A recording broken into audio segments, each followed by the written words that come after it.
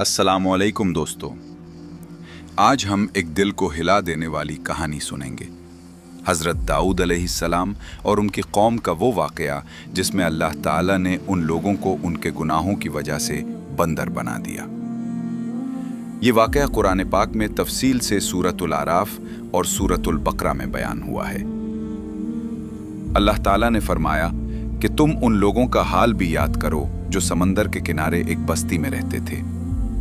जब वो हफ्ते के दिन यानी सिबत के हुक्म की खिलाफ वर्जी करते थे तो अल्लाह ने उन्हें कहा, जलीलो खवार बंदर बन जाओ।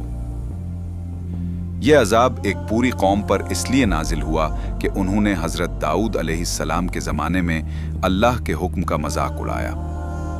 हजरत दाऊद अलैहिस्सलाम के दौर में बनी इसराइल की एक बस्ती थी जो समुंदर के करीब आबाद थी। उन पर सिबत का दिन फर्ज किया गया था, यानी हफ्ते के दिन काम करना, मछली पकड़ना या तिजारत करना मना था।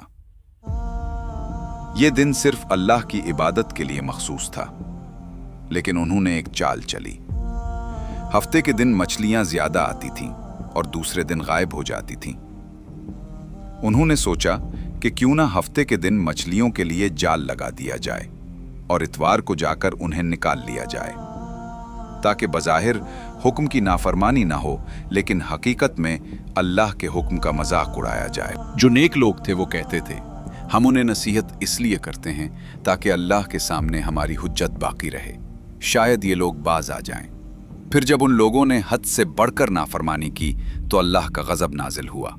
रात के वक्त अजाब आया और सुबह जब लोग जागे तो गुनाहगार लोग बंदर बन चुके थे। उनके चेहरे और जिस्म बंदरों जैसे हो गए थे, मगर दिमाग इंसानों की तरह काम कर रहा था। वो अपने रिश्तेदारों को पहचानते थे मगर बोल नहीं सकते थे। कुरान में फरमाया गया है कि फिर जब उन्होंने वो काम छोड़ दिया जिससे रोका गया था तो हमने उन लोगों को निजात दी जो बुराई से रोकते थे और जालिमों को सख्त अजाब में पकड़ लिया। सूरतुल आराफ। रसूलुल्लाह ने फरमाया, बनी इसराइल पर लानत उस वक्त नाजिल हुई जब उन्होंने गुनाह को आम होते देखा और लोगों ने एक दूसरे को बुराई से रोकना छोड़ दिया। सही बुखारी एक और रिवायत में आता है, जब लोग गुनाह देखें और उसे रोकने की ताकत रखते हों लेकिन खामोश रह जाएं, तो करीब है कि अल्लाह उन सबको अपने अजाब में पकड़ ले।